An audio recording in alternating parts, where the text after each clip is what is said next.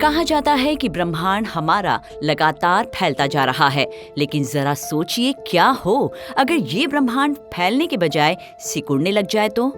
क्या हो अगर ब्रह्मांड की विशालता, इसका विस्तार और इसके संभावित अंत को उल्टा कर दिया जाए तो? दोस्तों, एक ऐसे ब्रह्मांड के बारे में सोचिए जो स्पेस में फैल नहीं रहा, बल्कि हर गुजरते वक्त के साथ सिकुड़ता जा रहा है। ऐसा हुआ तो तारों, गैलेक्सीज और स्पेस टाइम के ढांचे का क्या होगा? क्या ब्रह्मांड सिंगुलैरिटी में ढह सकता है, जहां सभी मैटर डेंसिटी के पॉइंट पर ऐसे कुचल दिए जाएंगे जिसके बारे में आपने सोचा भी नहीं होगा? सुनते ही चौंक गए ना आप भी? तो आज की वीडियो में हम जानेंगे और जानने की कोशिश करेंगे कि क्या हो अगर हमारा ब्रह्मांड सिकुड़ने लग जाए तो। स्वागत है आपका विज्ञान 360 में। श्रिंकिंग यूनिवर्स यानी सिकुड़ते ब्रह्मांड की सोच हमें अस्तित्व के कुछ गहरे रहस्यों का सामना करने के लिए मजबूर करते हैं, जैसे हर चीज का आखिरी नतीजा क्या है? क्या बिग बैंग एक अनंत कॉस्मिक साइकिल की सिर्फ शुरुआत है? क्या कोई ऐसा पॉइंट है जिसके आगे ब्रह्मांड फिर से जिंदा नहीं रह सकता? अगर ब्रह्मांड फैलने के बजाय सिकुड़ना शुरू कर देता तो इसके नतीजे बहुत भयानक होते। आज हम जो ऑब्जर्व कर रहे हैं उससे ये फंडामेंटली अलग होते। ऐसे में सिनेरियो क्या होते, ये आज हम आपको बताएंगे। Number 1, the big crunch. सिकुड़ते ब्रह्मांड में बिग बैंग के साथ शुरू हुआ एक्सपांशन रिवर्स हो जाएगा। गैलेक्सीज अलग होने के बजाय एक दूसरे के नजदीक आ जाएंगी, जिससे बिग क्रंच की सिचुएशन पैदा होती है।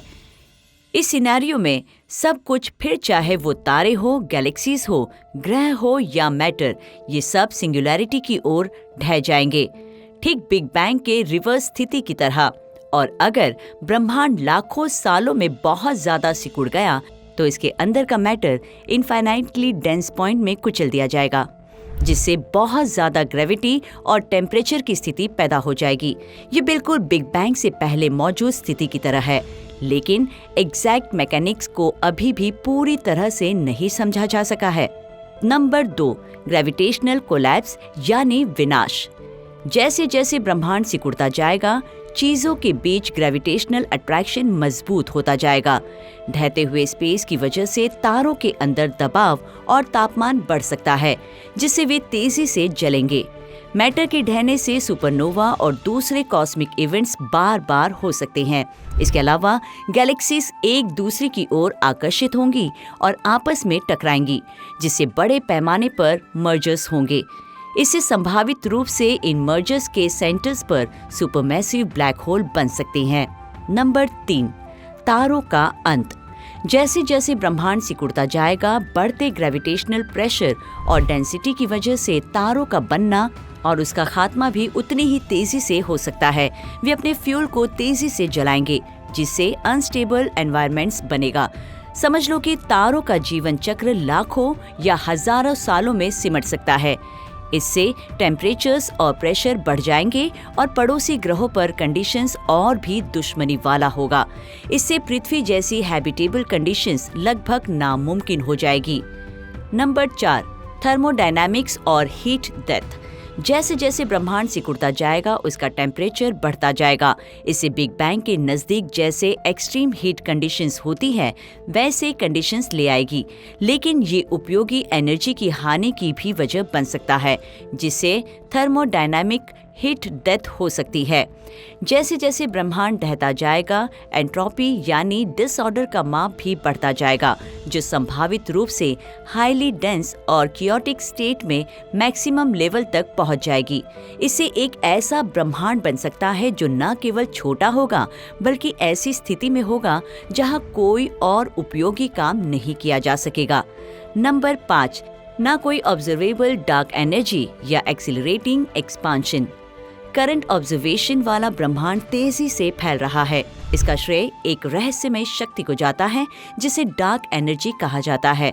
अगर ब्रह्मांड सिकुड़ रहा होता तो डार्क एनर्जी एक्सपांशन को बढ़ाने में मदद नहीं करती और ब्रह्मांड की गतिशीलता पूरी तरह से ग्रेविटी द्वारा कंट्रोल होती, जिससे एक्सिलरेशन के बजाय संकुचन यानी कॉन्ट्रैक्शन होता। ब्रह्मांड का भविष्य ग्रेविटी से तय होता है, जो सब कुछ बाहर की बजाय अंदर की ओर खींचता है।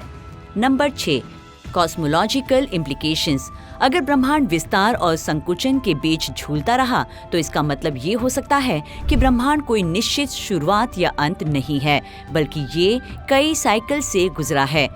हर बिग क्रंच के बाद एक बिग बैंग हो सकता है। सिकुड़ते ब्रह्मांड में भी समय का तीर उसी डायरेक्शन की तरफ पॉइंट करता है, यानी कम से ज्यादा एंट्रोपी की ओर। फर्क सिर्फ इतना है कि इस वक्त ये विस्तार की बजाय सिकुड़ने की ओर बढ़ रहा होगा। तो ये है सिकुड़ता हुआ ब्रह्मांड, जो आखिरकार एक बड़े संकट की ओर ले जाएगा, जहां पदार्थ और ऊर्जा एक सिंगुलैरिटी में वापस गिर जाते हैं, जबकि कुछ थ्योरीज कई विस्तार और संकुचन के साथ साइक्लिकल यूनिवर्स का सुझाव देते हैं। सबसे संभावित नतीजा ये है कि ब्रह्मांड एक अविश्वसनीय रूप से गर्म घने राज्य में समाप्त हो जाएगा, जहां जीवन और संरचना मौजूद नहीं रह सकती। ऐसे में ब्रह्मांड के एग्जैक्ट नेचर को लेकर अभी भी अटकलें बनी हुई है, लेकिन इसमें कोई शक नहीं कि ये उस विस्तारित ब्रह्मांड से बहुत अलग होगा जिसे हम फिलहाल में देख रहे हैं। तो क्या ढहता हुआ ब्रह्मांड एक नई शुरुआत की ओर ले जा सकता है, या हम अंतिम अपरिवर्तनीय खात्मे के लिए मजबूर होंगे? आपको क्या लगता है? अपनी राय कमेंट कर हमें जरूर बताएं। विज्ञान से जुड़ी ऐसी ही इंटरेस्टिंग खबरों को जानने के लिए हमारे चैनल विज्ञान 360 को सब्सक्राइब करें और बेल आइकन को प्रेस करना ना भूलें।